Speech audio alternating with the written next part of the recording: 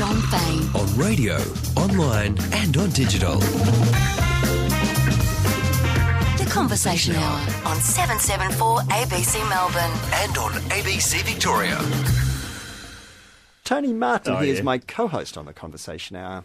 Morning to you, Tony. Good morning, John. Good morning, listeners. Are you one of the funniest men alive? No.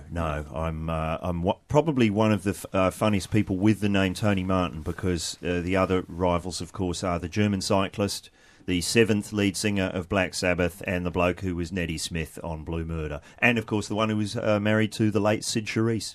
There's a lot of us.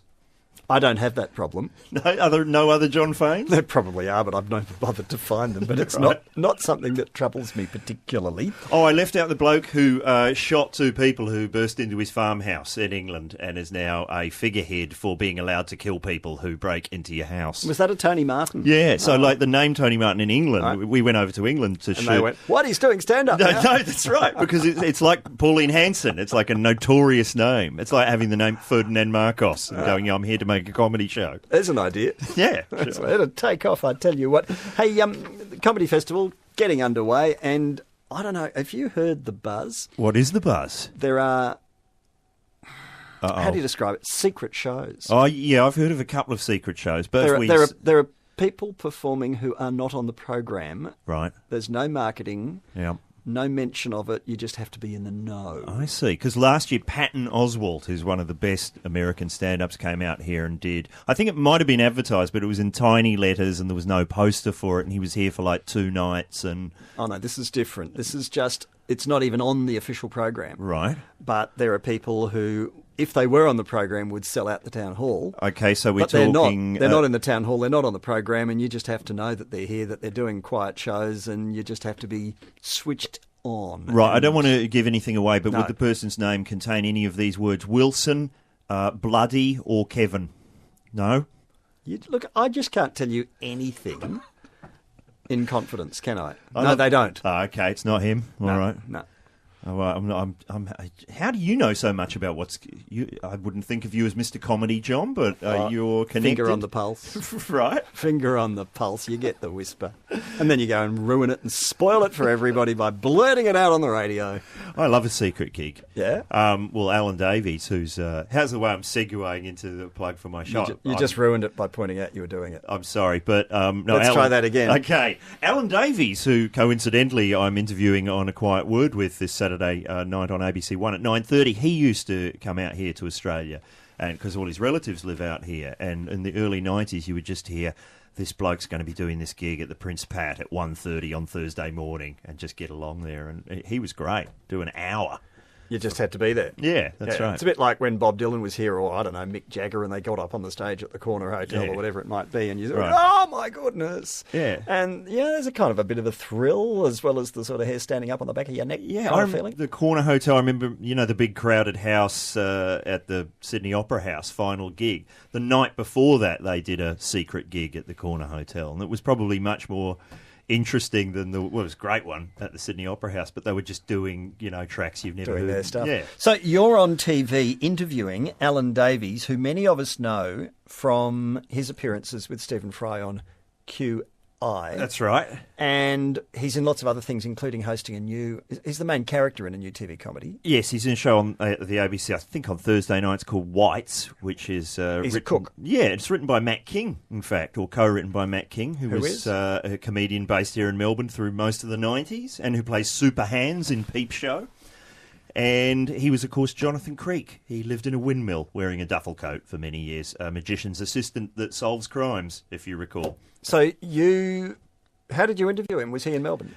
No, we went to... Because the idea with this show is that I'm just interviewing people who I'm a fan of, rather than... Well, we're just indulging Tony Martin, are we? Well, no, it's that thing. We being the ABC. Well, I used to do a radio... And as you know, when you do a radio show every day and there's guests coming through, there's some people who you're a big fan of, then there's some people who you...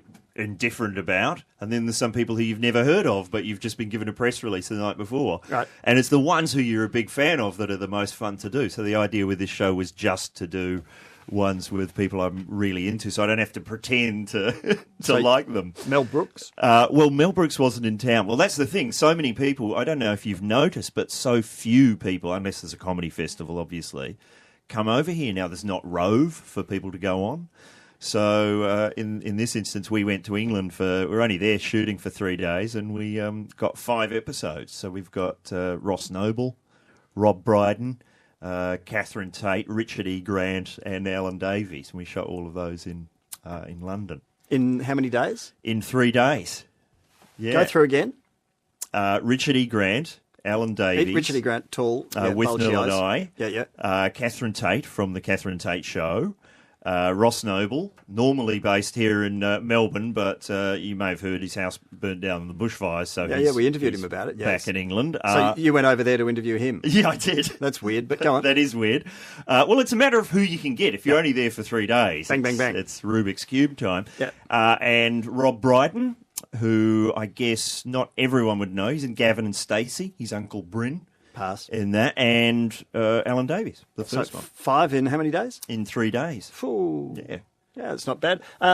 Tony Martin from Northcote thinks he's pretty funny too. Oh, is he a funny Tony Martin? He says Tony Martin in Northcote's pretty funny. Signed Tony Martin from Northcote. Is he on Twitter as Northcote Tony Martin? I don't know, but there you go. I can give you his number if you want to kind of get together and have a bonding session. So Alan Davies is Stephen Fry's, well... Fall guy, really, isn't he? I was going to say his flirt boy. Oh, okay. Stephen Fry flirts outrageously with Alan. Well, it's great because that show, I mean, it's been on for 8 years, QI. But don't you think he flirts with him? I hadn't thought of it in that way, but I guess so. I mean, it's an interesting combination. I would never have picked those two to become a kind of comedy team, which is what they've become. And on the show on Saturday night, Alan tells the whole story of how that show came about. It was originally meant to be hosted by Michael Palin. And, it's quite interesting. Listen to that. I've said it's quite interesting. Dear, oh dear. The horns should now go off, and I should be banished. It's not. It's incredibly, fantastically interesting. You just can't afford to miss it. No. But I haven't seen... tell you what I like about... Crank it up, Martin. We'll get the other Tony Martin from Northcote if you're not better than this. Here's what I like about QI. Because it's over 8 years, they just jump back and forward. Have you noticed that? You'll get one from 2007, and Stephen Fry... The weight fluctuates. You can tell what series you're in by what size Stephen and what he's Fry wearing, is. and the hair. Yeah. And the glasses change. That's right. It's a bit like Top Gear, isn't it? It's all over the place. I haven't seen that Top Gear. I don't know anything about cars. You don't have to. Top Gear's not... Well, it used to not be about cars. It used to be about far more than cars, and it's more and more about cars now, which is why I suspect people aren't as happy with it as they used to be. I just don't understand people's obsession with cars. You're inside the car. Who cares what it looks like, really? No. Look, I'll give you my very... best explanation of what Top Gear's about was a very early episode, and Clarkson was in the back of a taxi going from the airport in Tokyo into his hotel, and he filmed, just got off the plane, and he just filmed a monologue about the difference between an English taxi, a London taxi that he would have taken to the airport at that end, compared to the Japanese taxi he's in going from the airport at the Japan end.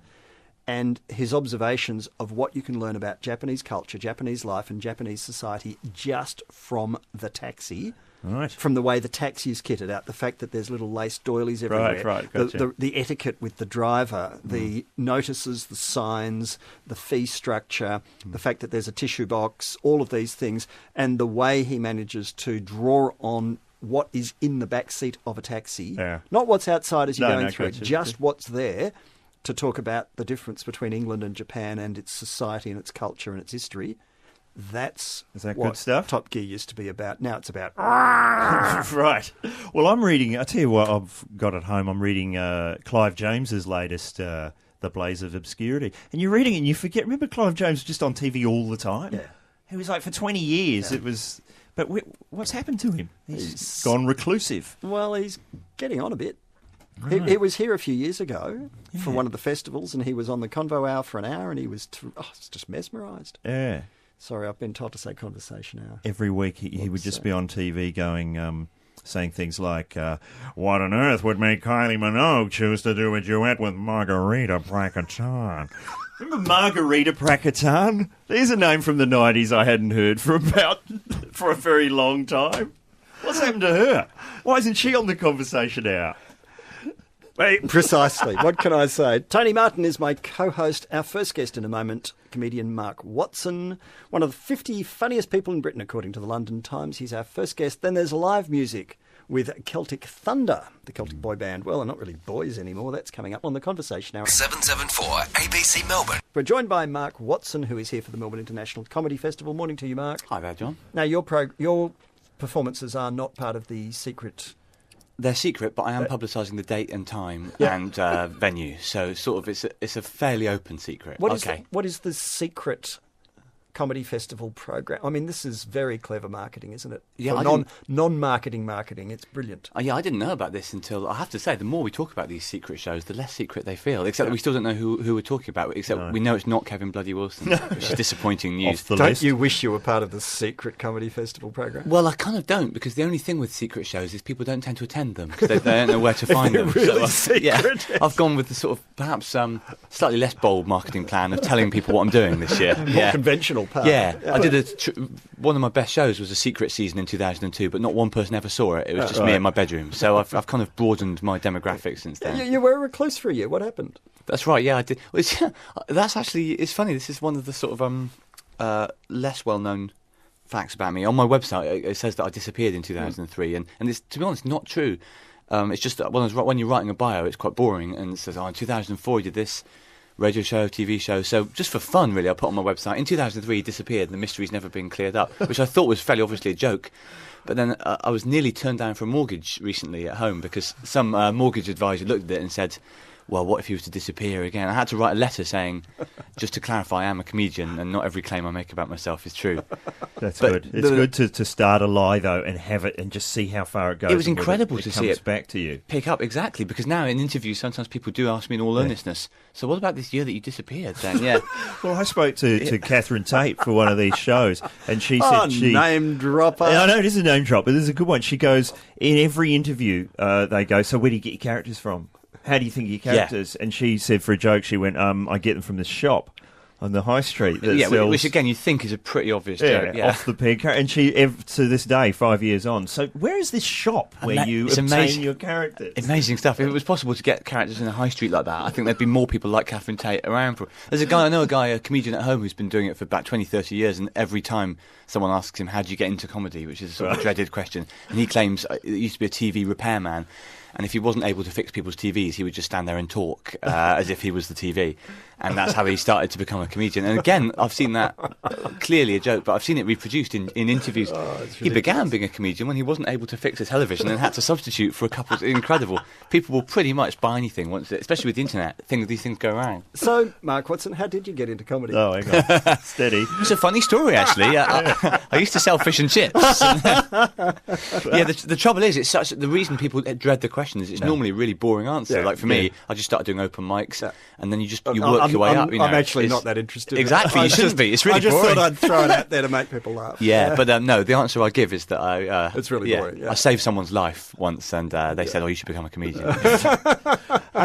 You say you don't do secret gigs, but what you do tend to do is just insanely long ones. You'll hear every festival. It's like, how long is he going to do this time? I have done these 20. Actually, in a way, I've done a 24-hour show, and I did do a 36-hour show. Right. The first time I did it in Melbourne, it was close to being a secret gig because it wasn't very well publicised, and I had to sort of spread the word. But if a show goes for 24 hours, there's a good chance it'll spread as it goes on. In fact, that's probably the closest I've come to doing something genuinely. That was a bit like a flash mob. Actually, it started with about 12 people, and then it was in Federation Square, and it ended with about 400 people. But then.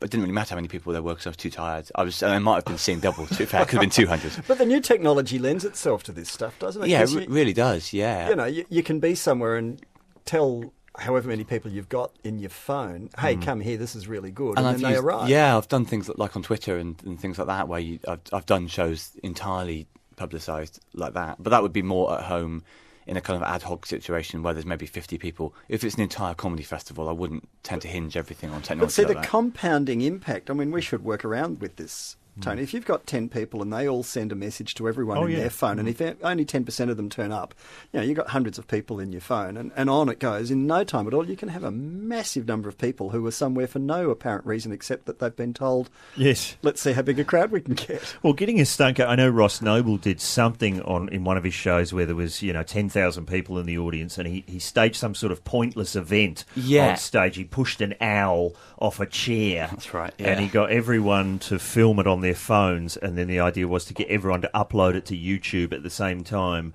and try and get the most amount of clips of exactly the same pointless act happening from a slightly different angle. Yeah, the most publicised pushing of an owl ever seen. I think the more powerful and the quicker technology becomes, because at the moment, if you try and do something like that, often people can't get signal because they're all getting in each other's way and stuff like that. But in 5 years, I imagine everything will be totally wireless and totally instant, and then goodness knows what comedians will be able to do to the internet. There'll be owl pushers like you've never seen before. There'll be owl pushers. There'll be wild claims about character shops, left, right and centre. And wasn't someone trying to organise a concert using mobile phone ringtones and button, everyone pushed 974 at the same time, or 774, I suppose I should come up with, and they go beep beep boop, beep beep boop, and that's probably the most horrendous thought I can imagine. Thousands of people's phones making identical tones at the same time. No, I'd much rather listen to Celtic Thunder than that. I think we all would. Well, what Celtic Thunder should do is what did the Flaming Lips do? Did they do something where people had car stereos on at the same time? Something like that. The Flaming Lips done all kinds of stuff like that. Events. I mean, what was it? Something like everyone played the same song on the car stereo at the same time. Something like that. Or they had different instruments or something. They all had to be synced up. Yeah, that's right. Yeah. I mean, obviously a lot of planning involved for a... Yeah, that's the song. Quite often these spontaneous gestures actually take about a team of 7 people working around the clock for a year. Yeah.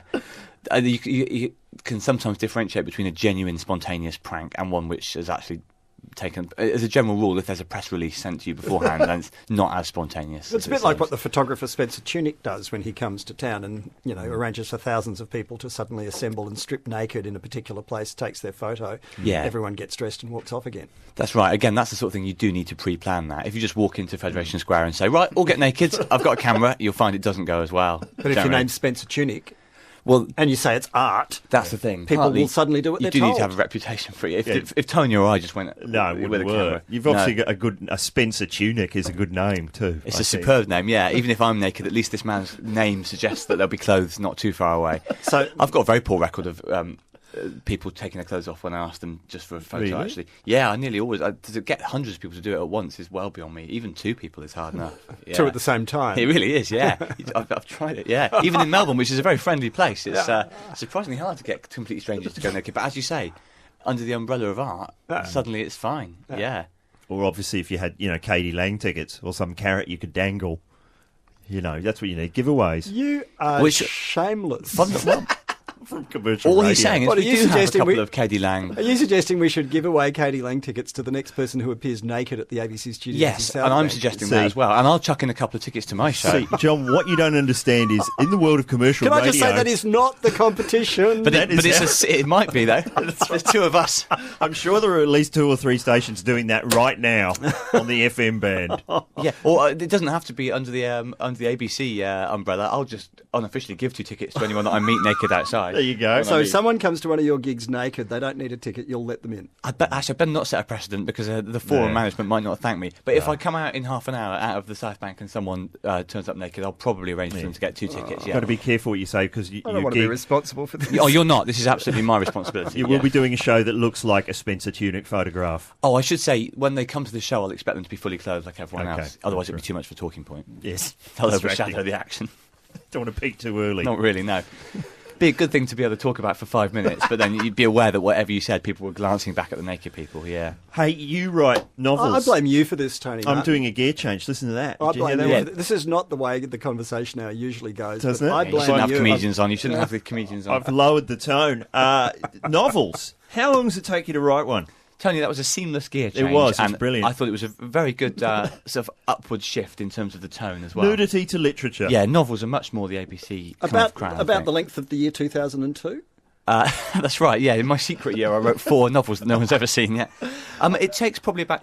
I wrote most of the last novel in Melbourne actually. While I was here for kind of about. It only takes about maybe 3 to 6 months or something, but then editing is another. So it probably takes longer to actually edit the book and make it good. 3 to 6 months, Mark, is a 100% variation. Yes, 3 to 6 to 12 to 24 months. Yeah, I like you did one called Bullet Points. I enjoyed that was the first one. Yeah, what's the new one called? This one's called 11, and it came out here last. I was going to say autumn, but because of your peculiar seasonal, it was probably spring here. Right. Anyway, about 2 seasons ago, it came out. It's about a Melburnian living in London, actually, a radio announcer as well. Really? It is, yeah. Almost too good to be true. It's about a bloke from Melbourne who is on the radio and he sort of starts his life again in London because of some events which gradually sort of unfold during the. That took about let's say 3 months because that's, as you say, that's a more definite, that's a more concrete answer. But then. Yeah, the process of editing it and making it good is a lot longer than... It's not that hard to just dash out a novel, but it is hard to go back and think, oh, that doesn't make any sense. Do you have a good editor? Yeah, I've got an excellent editor, which unfortunately sometimes means that she'll say that this is rubbish. Yeah, it's got to go. Yeah, she's harsh but fair. It's good though because I had a good editor, and it's like the phrase I remember using is it's saving you from yourself. Exactly. Yeah, especially if you're a comedian, your natural tendency is to just go off on all sorts of tangents. That's my best joke. You can't lose that. That's the best bit. Yeah, and the book isn't even really a comedy. This novel is quite sort of dark, so I needed her to just slash all the funny bits out. Which but she's a very sensitive. She's a really good editor. Yeah. You don't want an editor who's too heavy-handed, but you do want an editor that's got the courage to just say, you should take that. It's a bit like having your essay back at school. You'll get it back and there's pen all over it, and your first instinct is just fury, because a whole paragraph will be crossed out and it'll say, we don't need this. And then months later you think, yeah, she was right, actually. Yeah. Have you snuck any good words in that you've always wanted to use? Because I heard a word on the weekend, and people probably know this word, lachrymose. Yeah, what does that mean? It means crying, that given to tears, doesn't it? I've got to get that in somewhere. It's fun just to say. I think it means teary, basically. Over emotional. Lachrymose is a great word. You can sneak one in. I'll stick that in the next one. What have you got? What words have you got in your new novel? I don't want to give too much away, but there could be an attenuation in there. Oh, very nice. So it doesn't get better. We were just slightly distracted by the fact that it just doesn't get better. There's a load of singers here now. That's right. We are being intimidated by a group of men. Celtic Thunder who are coming in. They're about to perform live a cappella for us here in the studio. But Mark Watson, his show is in the program. It's official. It's public. It's declared. It exists. He's real. Absolutely happening. What's it called? It's actually just called Mark Watson. Just called Mark Watson. You've gone like the band that does the 11th self-titled like album. Portishead or something. Yes. Yeah. I was in Britain. The same show was called Do I Know You, because it's about kind of like questions of identity and blah blah blah. But I thought in Australia people might think, no, I don't think I do know you. It seemed like too much of a gamble to call it that. Yeah. George Donaldson and Keith Harkin are two representatives of Celtic Thunder who are not just singing but talking to us as well. And thank you very much. It was a beautiful performance before. How did you go from being a builder to a singer, George? I got the bus basically down to. No, I used to be a coach builder in my day life, and for 20 years working in a factory and a coach builder. Yeah, and building buses, obviously. Right, not hand building wooden cars. No, or carriages. That was a sideline hobby, but. I went for an audition for this show, and that's how I got involved in it. I mean, apart from doing the building buses at home, I would be a folk singer in Scotland as well. So travelling around doing that, and I wanted to go and meet the great Phil Coulter, who's the musical director of the show, and he was holding the auditions. And I jokingly often enough say they were looking for a 6'2" Scottish man with loads of hair. So they got some of that. You better explain. It's radio. He's absolutely bored. Yeah, I didn't say absolutely. I just shaved the rest. Substantially. Hang on, he's 6'2". Just be careful. He's big, you're skinny. And he's Scottish as well. Yeah. Do you have a webcam in there? Are we on the internet? We do. People can confirm that. Yeah, but we don't need him to stand up to see that he's 6'2". And Keith, you're that odd thing. Right. An Irish surfer. What's odd about that? Well, we don't really think of Ireland as the surfing capital of the world. Well, yeah, Ireland's got probably the same surf as you do here. Really, it's just a lot colder. Believe it or not, a lot colder. Yeah. Someone was chatting to me. Like, I think it's cold as get here. It was a guy was saying to me the other night. It's like it was 14 degrees. And And I was like 14 degrees, like as warm as it gets with us is 17 if we're lucky in the summer. Yeah. So you're constantly wearing, like in the winter. I was surfing about 2 months ago in Ireland. It was minus 20 degrees Celsius outside. And what do you Did you wear? say surfing? Was it ice, in fact? Yeah, it was ice surfing. Actually skating.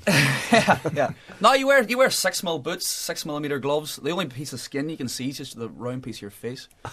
So you look like a penguin or a You seal. look like a seal. The shark's delight. Is there any Irish surfing terminology you could give us? Any catchphrases? Yeah, it's freezing. Right? Yeah, let's go home. What am I doing out here? Because most people I know that surf just cannot get the word stoked into their conversation. Certain enough. words like that just don't sound good with our accent, like gnarly man No. or dude. Yeah. I just feel like a twat when I say it. Kind of. Stoked dude. It's just so pumping, man. This is all over my bald head here. I don't know. But then he probably doesn't know much about building buses. It's just like you don't know much about surfing. Possibly. Believe it or not, I just finished building my own camper van about 3 weeks ago. Yeah. Yep, completely finished. Hot and cold running water, shower, cooker, oven, sink, 2 double beds, and a TV. Is this true? Aye, it is. What yeah. is it with you people in building vehicles? I don't know. I never build vehicles. I bought an old school bus and then I bought a caravan because it was too expensive to buy all the pieces for the turbo to build my bus. And I ripped all the insides out of a caravan and refitted everything inside a school bus. Where are you going to go? I'm on tour now in Ireland for a month, so I'm using it as a tour bus. Oh, God. So it's like a star car.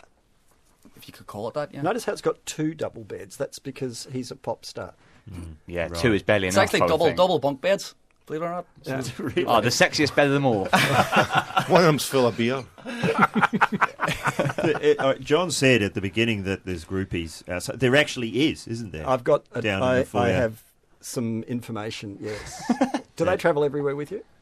The groupies. Yeah, a bit less here at the moment because we're still trying to establish ourselves in Australia. But in America, you tend to. There's a lot of groupies hanging around. But In that bus. yeah, me being the only married guy, I don't get the chance to mention anything like that. No. Just You get can to mention it.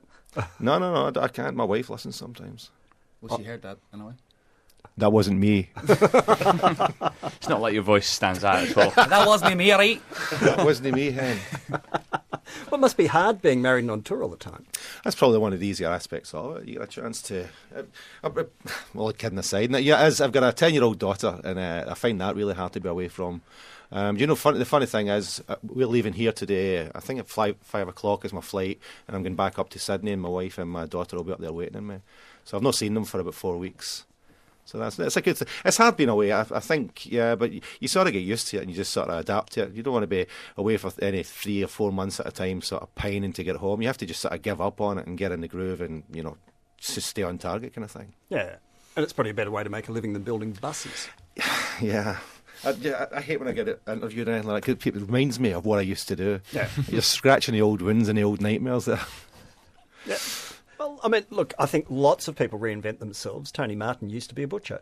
Yes, that's very true. But, Used to butcher jokes. Yeah. still butchering jokes. But one thing I love about bands on tour is you've got to have rivals. Have you got enemies, a nemesis? Blur. They're all within the group, yeah. But like a Blur Oasis? Is there another Thunder? Is there another Celtic group? Somewhere from down under. That you're sort of trying to avoid? Stones, Beatles style?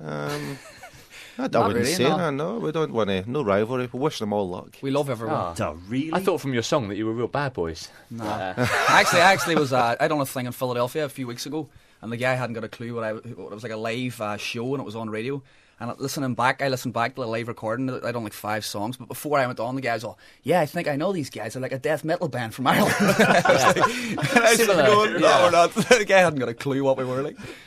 Similar style, isn't it? It's But- close enough. Yeah. Only just a lot.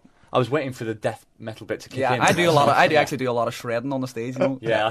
Yeah.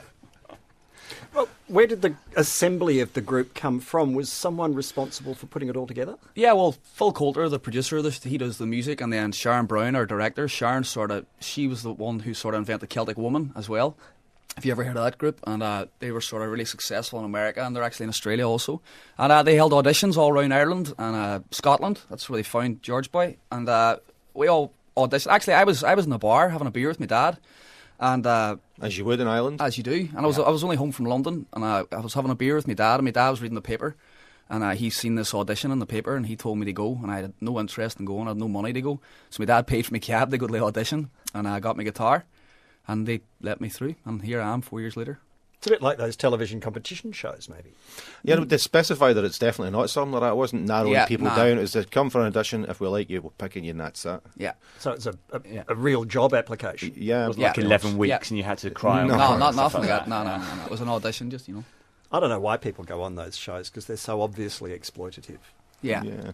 When we're less obviously exploitative. I can understand. I can understand too, though. I mean, I've seen people on the shows that I know, and they've been trying for a long, long time. It just feels like your last chance. And they're really good, and you can't blame people either when someone knows they're good and they've no other sort of scapegoat, they do it. It must be frustrating if you're like a really good pub singer for years, and then everyone's saying to you, "Have you heard of this thing, the X Factor?" Yeah. That'll be my break. A number of times I heard that when I was a really good pub singer. Exactly. Now I'm just a really average stage singer these days. No, on the contrary. Probably didn't sound like it. But comedy tryout nights... I was kidding there, incidentally. That must be similar things.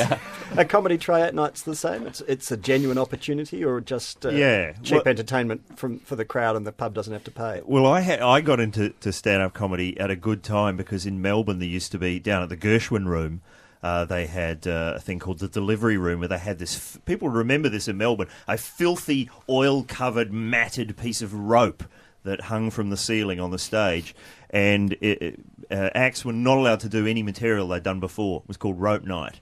And if somebody did a bit of old material, the audience would shout out rope, and the comedian, it was very humiliating, would have to go and hold the rope while they did the rest of their act. There's something like this in London as well. Yeah. So what it did, it was like all the great comedians in Melbourne had lost their superpowers for a night. So it was good. It was a good opportunity for tryouts to come in and be on the same bill as people flailing about. But it's got that ritual humiliation to it, hasn't There's it? more ritual humiliation in comedy than there is in Celtic singing. It's not quite so. It's not a case of come and if we like you, we'll pick you. It's more a case of if we hate you, we'll chuck stuff at you and you'll have to hold a greasy bit of rope. That's right. Has anyone ever thrown anything at you? Yeah, once. I did a gig when I was very young and, like 23, but very inexperienced, and I got coins thrown at me.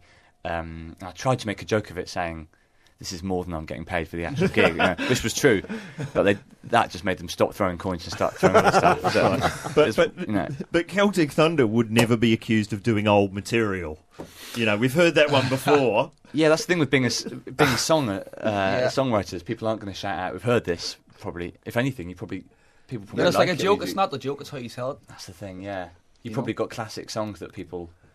Some people could read a joke, and it wouldn't be funny at all, and a different person could read exactly the same joke and you'd be on the floor. But people want you to do Danny Boy, and they want you to do all those things. Yeah, forever asked for their songs, I mean... But I don't know, when you're a singer, you have to make every time appear like it's the first time you've done it, because you're getting a brand new audience every time. It's not any fault of theirs to not be at the first show or the second or the third. So you have 50 shows down the line, it's got to be pristine. It's the same with the comedians as well. You've got to make out that you're still excited about what you're saying, even if you're thinking, I know.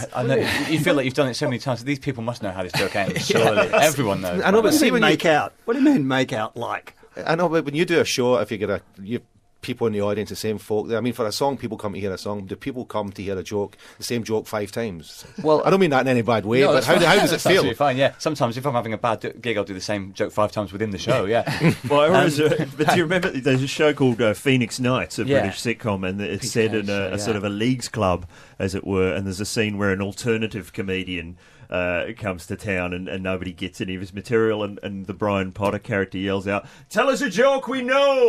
There is an element of that, yeah. What you normally find is that it's difficult because most of your audience obviously want to hear new stuff and they want to hear stuff they want you to improvise and just play with the audience. But there'll be the occasional fan that is like, you didn't do that joke about the pigeon. You already know it. What? You can do it for yourself by the sound of it. Yeah. Let's say, I'll tell you what I like. That bit where you talk about adverts and then you do this, and they basically describe the exact same jokes. You don't really need me to do this. I think you have it in your brain already. It's like not they drop it on, but one time we played in the White House. Imagine that, about 2 years ago on St. Patrick's Day. Yeah, for President Obama and stuff. And it was amazing, great day. I think that's worth dropping in. Yeah. But no, that day, I thought Tony Martin was name dropping. Yeah, but I think Catherine Tate is beaten by Obama.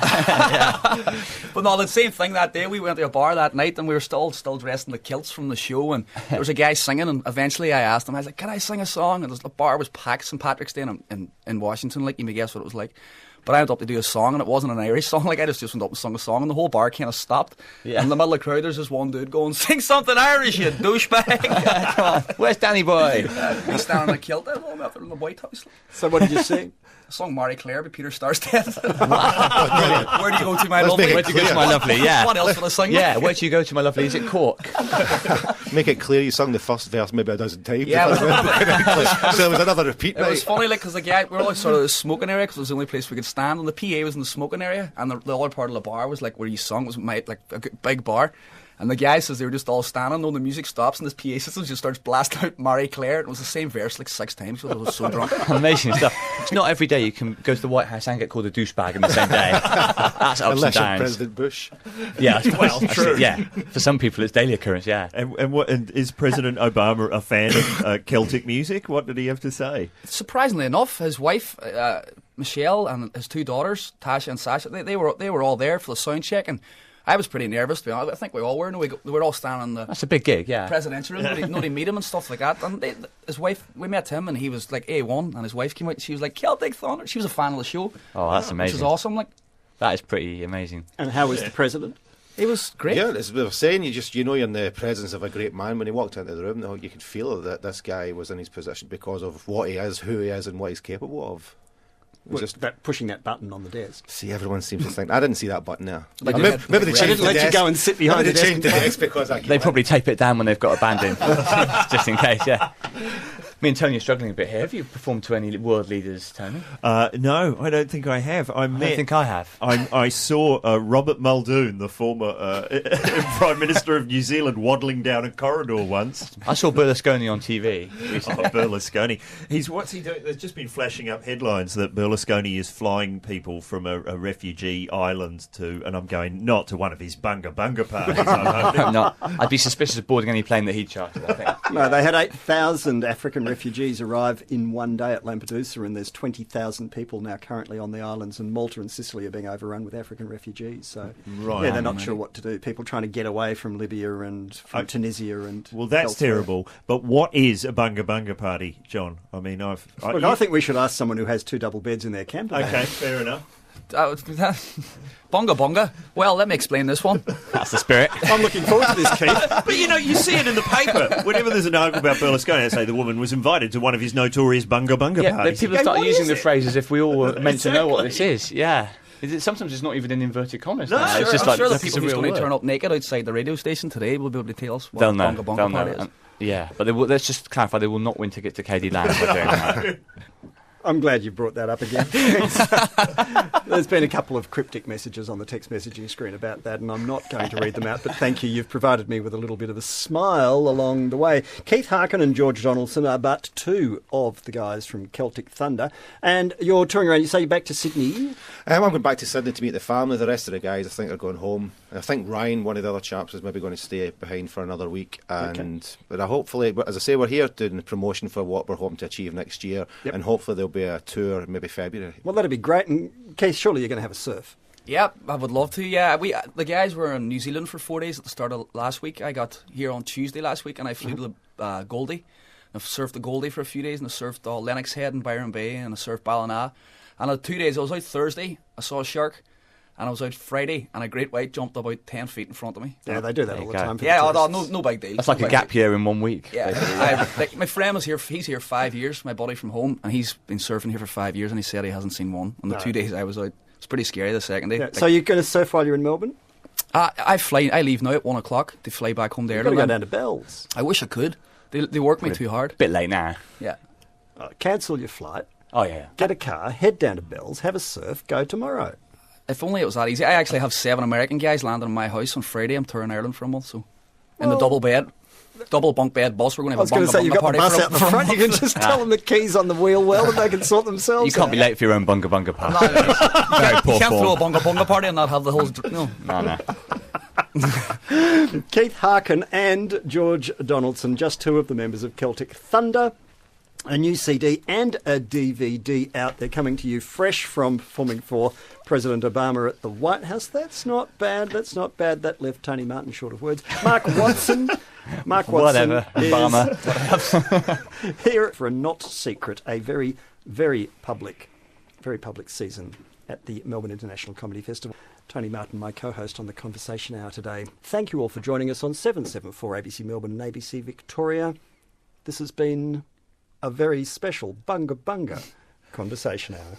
The Conversation Hour podcasts are available every day.